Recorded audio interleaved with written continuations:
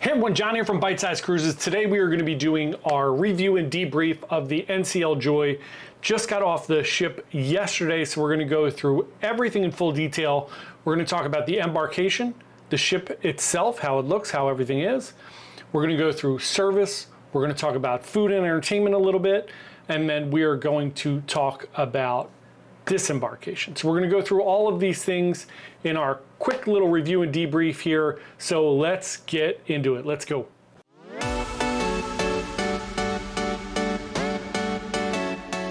Hey everyone, once again, John here from Byte Size Cruises. Welcome to the channel. If it's your first time here, thanks so much for coming to check us out. We do a video every single day about cruising. We're just trying to give you the best information possible about cruising so that you can plan and go on an amazing cruise vacation. We are a travel agency here, so our only goal is to give you the best information. As always, with every one of these review and debrief videos and every video we do, this is strictly our opinion. We don't get paid by any of the cruise lines. We don't go on the cruises for free. We pay for everything so that we can be honest and transparent. And again, it's just my opinion. Please, by all means, go on all of the different cruise lines and cruise ships and forge your own opinions. So here we go. Let's talk about the NCL Joy. I just got off a 7-day trip to Bermuda. One of my favorite itineraries of all is doing the 3 days, pretty much it's like 2 3/4 days in Bermuda. You get 2 overnights. It is spectacular. So this cruise left out of New York City, out of Manhattan, and it went to Bermuda. Let's go through Embarkation first. So Embarkation, previously for me, Embarkation in New York City has been a little bit rocky. Sometimes it takes a really long time to check in. It's really hit or miss sometimes. I was really worried when I got to the port. Actually, I was worried early in the morning. I walked down to see the ship come in. I stayed overnight in New York. So I walked down to Pier 88 down there in New York, in Manhattan. And I saw that there was a princess ship there.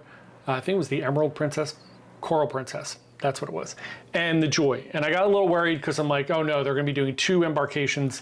That terminal's not great. With 1 embarkation, I was really worried. However, it turns out the Coral Princess got everybody on the day before, and they were just staying overnight in New York, which is actually pretty cool. So I got to the port. I had a 9:30 check-in time at the port, or arrival time, whatever it is. I always laugh at any of these terminals where everyone has check-in times. It's just like everything with the cruise industry for the most part. There are rules, and most of the rules are not enforced. And that drives me a little bit crazy, but it is what it is. There's nothing I can do about it. So you get to the terminal. I got to the terminal at 9:30, and the terminal was full. So literally from the check-in point, which is like right by the x-ray machines, all the way to the back of the terminal was already full, which is insanity. Especially if you're not in the Haven, if you don't have Diamond or Platinum or any priority, you're going to be sitting in the terminal for 3 hours. I don't know why. Norwegian's not one of those cruise lines where you get on early. Royal Caribbean, sometimes you could pop on early. I'm trying to think, not many of the cruise lines are really efficient and fast with getting people off and getting people on.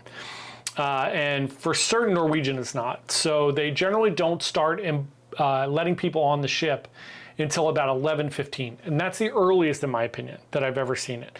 And the rooms don't open to between 2:30 and 3. So you getting there at 9 a.m., for what reason, I don't know. So you can get the first boarding group number, whatever it is. It's fine. I get there early too, so I can't complain about everybody else.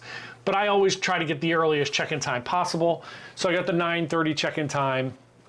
I breezed through, it took about 30 minutes or so once they started the process, which they started around 5 of 10-ish. Got through the x-ray, no problem. I got through check-in, no problem. I'm going to be Sapphire on my next cruise. I thought I was already Sapphire. I'm not, I'm Platinum. So I will be Sapphire after my next cruise. So when you are Platinum, Sapphire, Diamond, or Ambassador, you have an expedited check-in, so I did that. And then they put you in an area. Previously, there was an area for all those Platinum and above. Now it is a Platinum area because I think there's a lot of Platinum. And then there is a Sapphire, Diamond, Ambassador line. So when they open the ship at 11:15, it is special needs and special access that gets on first, which is always chaotic. They announce they're going to start the embarkation process.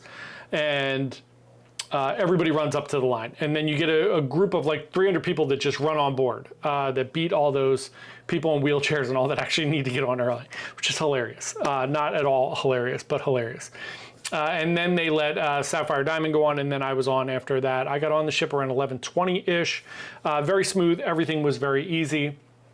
Got on. As soon as I got on, I went to the kiosks. This is a pro tip, and I made all my dining reservations because I had the dining package, and it's really hard to make reservations ahead of time for one person.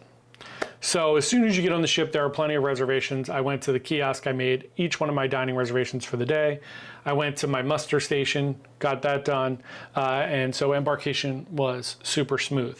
Again, keep in mind when you go on Norwegian, especially out of New York, and I've been on 3 Norwegian cruises this year. The rooms are not open till the minimum 2:30. When I got on the ship, they said 3 o'clock. My room was ready at 2:40 something. So keep that in mind. Because what happens is everybody gets on the ship and then they just wait by the stairs. Or what's even worse is, again, no one follows the rules and they don't enforce them. So people just go to their rooms, which are open. It's not a great idea to go to an open room, put your stuff in there, and then leave it in there with the doors open. So again, if people would follow the rules, they don't. So, and they don't enforce them. So why would anybody follow the rules?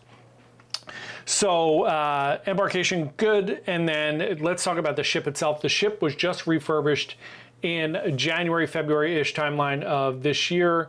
They did a whole bunch of modifications. They took out one half of the observation lounge, one side, one wing of it. And they replaced those with balcony cabins there. So that area is gone.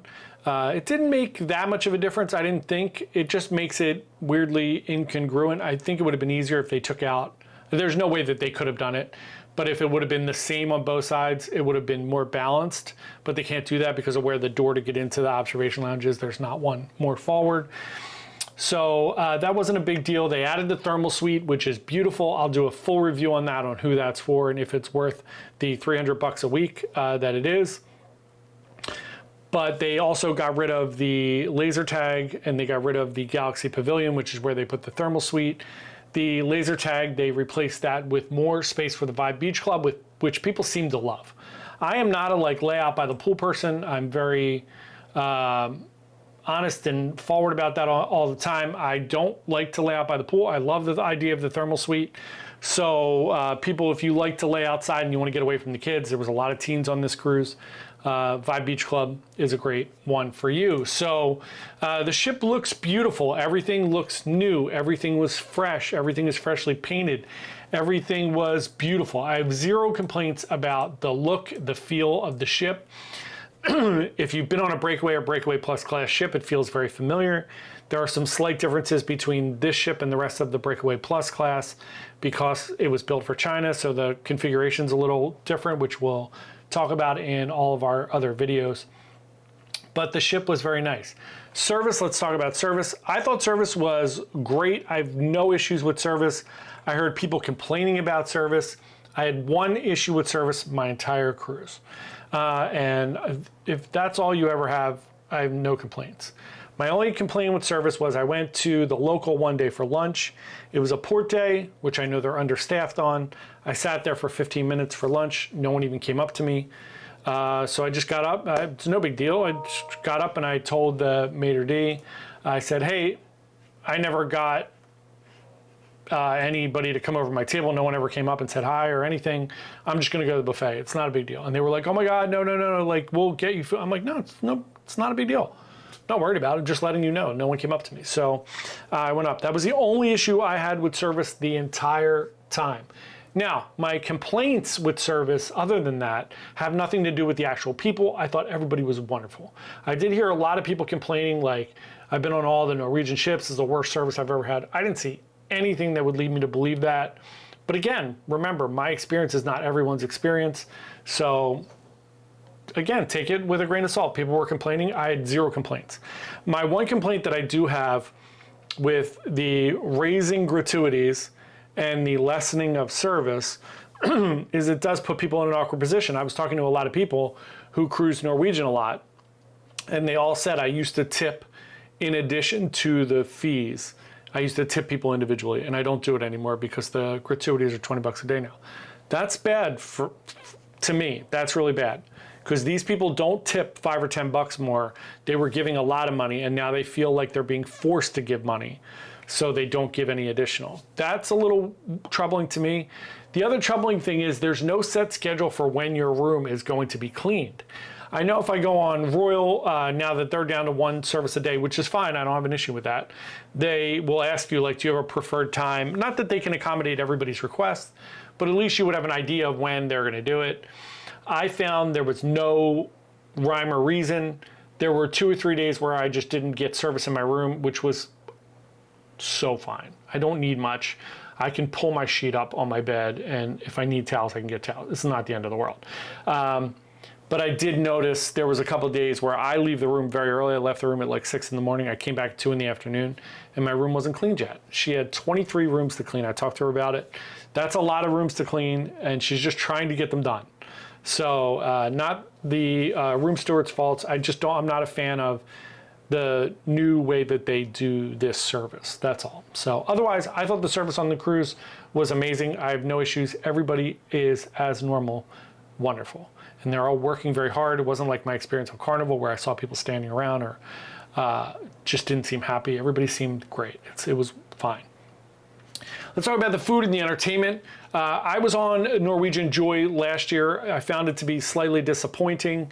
My cruise, I thought the food was just blah. We had a couple like not great meals. We had a couple okay meals.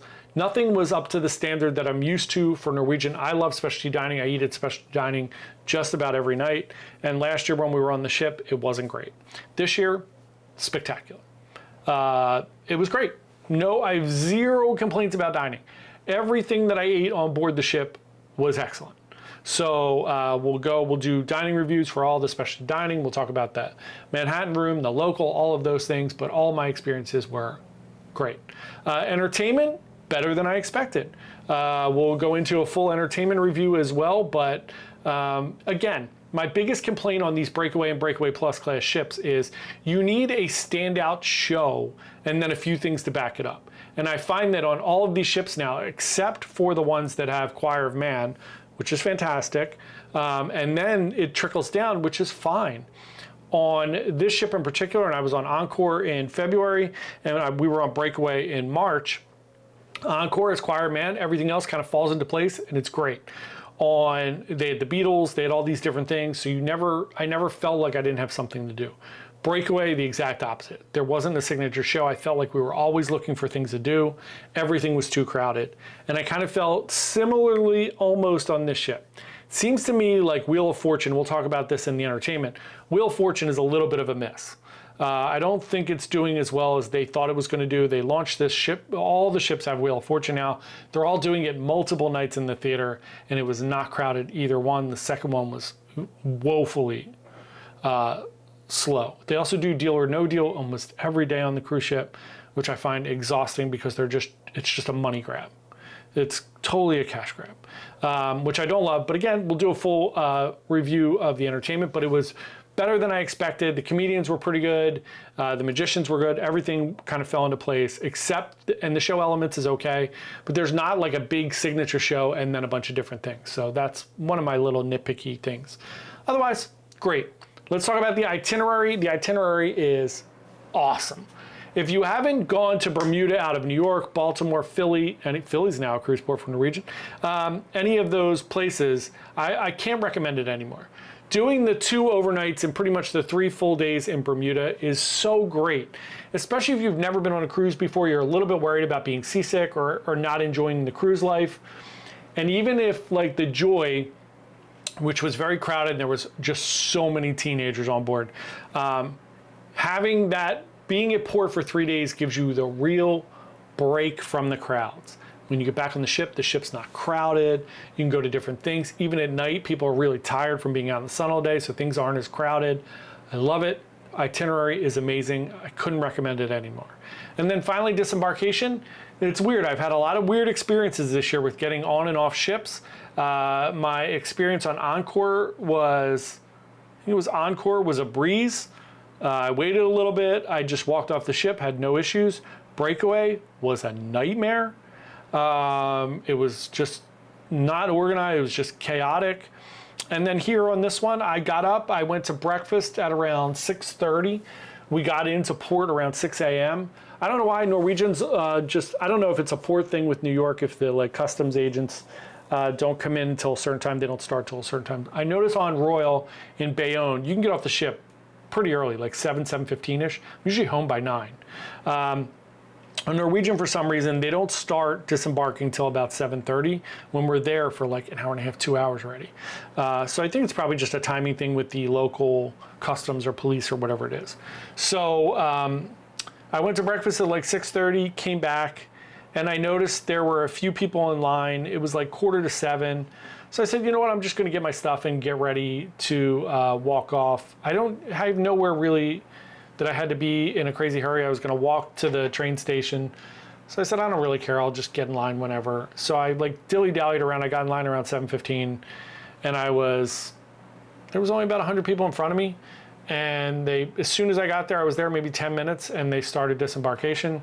And I literally was off the ship. I was at the train station by 8:14, and I walked from the port to New York Penn Station. And I missed my train by 1 minute. Who cares? So my next train was at 9:14, so I could have just waited. But other than that, it was great. So I had a really good time. It was much better than my last cruise last year, which was around the same time. I think it was in August of last year. I went on the Joy. Much better experience. It was almost as crowded, but the big break in Bermuda really does help, which made it very palatable. The food was excellent. Everything else was great. So great experience. It's nice to coming off my Carnival one, which wasn't the best. It wasn't the worst. It wasn't the best. Coming back and getting a nice little experience here on Norwegian was great. My next 3 cruises are all on Royal Caribbean. Back-to-backs on Symphony, not back-to-back weeks, but back-to-back cruises on Symphony in September, then for Halloween, which is our group cruise, and then December on Odyssey. So that's very exciting. I'm looking forward to that. So if you have any questions about the NCL Joy, please fire away below. If you have any comments, any feedback, anything like that, thank you so much. If you enjoyed this video, I should have said it in the middle, but I always forget. If you enjoyed this video, found it helpful, please like and subscribe to our channel. Come along again. We put out a brand new video about cruising every single day. Please follow along. I'm going to be doing the vlogs from the Joy, entertainment, food reviews, all of those things. Thank you so much for watching. Really appreciate it. And we'll see everybody tomorrow. Happy cruising. Bye.